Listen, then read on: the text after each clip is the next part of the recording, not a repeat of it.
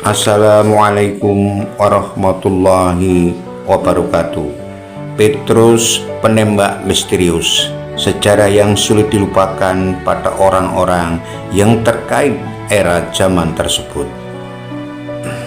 Rentetan berbagai peristiwa yang terjadi pada kala itu membuat siapapun yang menyaksikan atau mengalami hal tersebut maka akan membuat bulu kuduknya berdiri. Bagaimana tidak, mayat-mayat banyak yang bergelimpangan di pinggir jalan. Bahkan siapapun yang mempunyai rekam jejak kriminal, maka hidupnya tidak akan pernah tenang. Hidupnya di setiap detiknya selalu dibayangi kematian.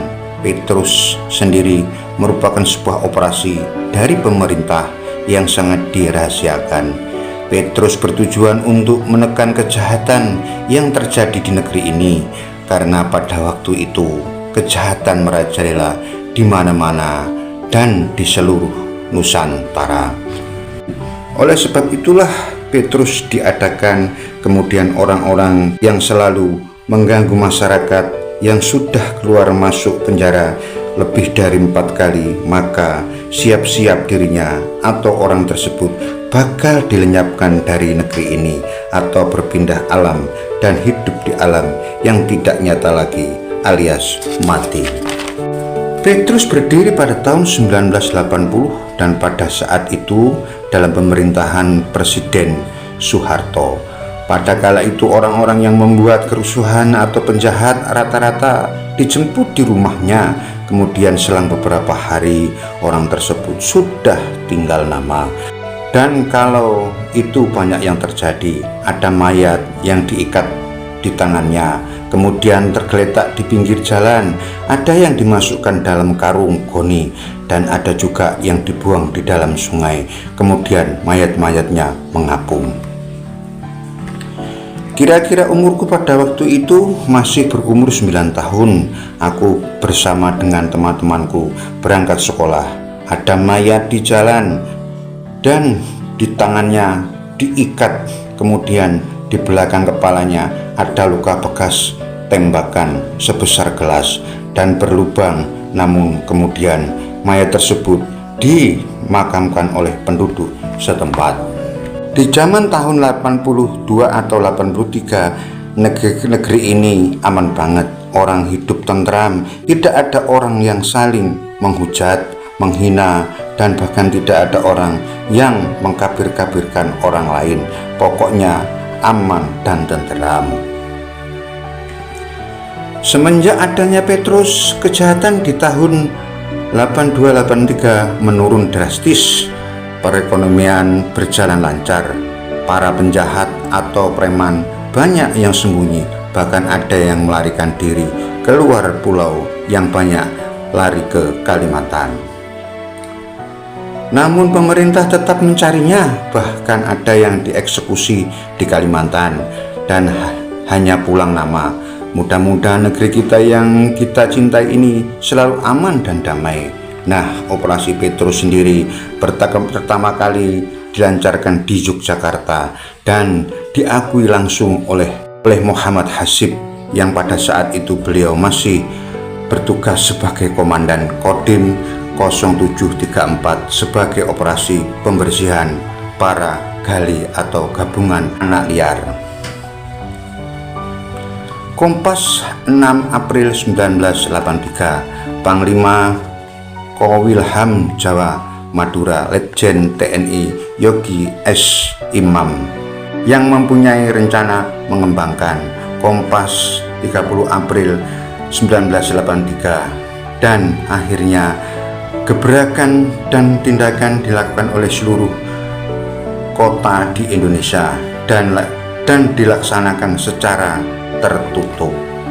Namun para pelaku dan peristiwa Petrus tidak ada yang tercantum, tidak jelas, dan siapa pelakunya tidak ada yang tahu, karena hingga saat ini para pelaku Petrus belum diketahui.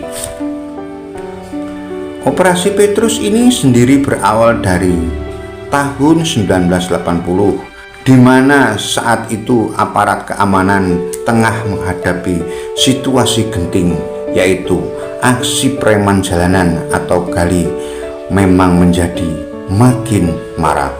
Aksi gali ini disebut menjadi pengganggu roda perekonomian.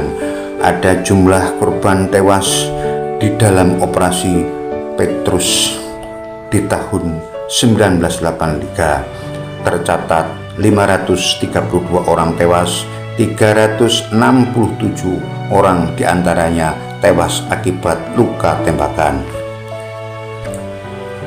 Kemudian tahun 1984 ada 107 orang tewas dan diantaranya 15 orang tewas ditembak. Namun di sini saya akan menambahkan cerita yang pernah saya alami. Ketika itu saya masih kurang lebih berumur sekitar 11 tahun dan saya masih sekolah di SMP. Saya punya seorang guru ngaji dan guru ngaji tersebut seorang yang sangat sakti. Beliau dari daerah Jawa Timur. Kami mengaji dan belajar pada beliau. Kami mengaji 11 orang. Selama mengaji, kami juga diajari berbagai ilmu baik, bela diri atau ilmu spiritual. Dan guru ngaji kami bernama Muhammad Tahyin. Ternyata beliau sangat sakti. Suatu ketika kami berlima mengaji di musola atau langgar. Sedangkan langgarnya kalau selesai mengaji, langgarnya lalu digembok atau akan tetapi kuncinya hilang. Oleh guru ngaji kami, akhirnya pintu bisa dibuka, padahal gembok itu tidak dirusak dan sangat aneh sekali.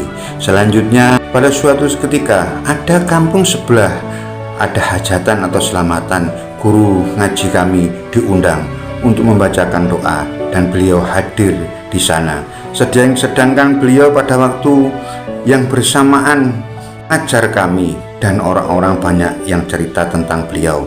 Dan pula yang saya ceritakan ini memang benar semuanya. Kami merasa sedih. Suatu hari ada surat dari keluarganya bahwa beliau disuruh pulang ke Jawa, yaitu Malang. Maka beliau pun berpamitan pulang kepada kami. Kami merasa sedih, tidak bisa memberikan apa-apa, dan banyak orang yang mengantarkan beliau pulang sampai ke pelabuhan, yaitu pelabuhan dan Danau Semayang, Balikpapan, Kalimantan Timur. Beliau pulang ke Jawa naik kapal laut. Kira-kira dari Kalimantan jarak tempuhnya sekitar 1 minggu. Setelah genap 10 hari, kami mendengar guru ngaji kami terkena Petrus atau penembak misterius. Menurut cerita keluarganya, beliau yang di Jawa tidak ada yang sakit. Berita surat yang diterima oleh beliau adalah agar beliau mau pulang di Jawa, dan menurut informasi beliau adalah seorang gembong kepala perampok yang sudah insaf dan tidak mau kembali lagi dengan temannya yang atau anggotanya, bahkan sampai rela meninggalkan sanak keluarganya. Namun beliau masih tetap terkena Petrus pada tahun 1983. Dan menurut informasinya, beliau didor sewaktu turun dari kapal. Dan apa yang saya ceritakan ini benar-benar terjadi.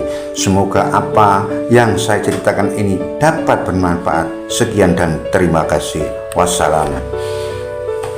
Yang menyukai channel saya ini, saya mohon bantuannya untuk like, komen, dan subscribe. Atas bantuannya saya ucapkan banyak terima kasih. Assalamualaikum warahmatullahi wabarakatuh. Salam sedulur.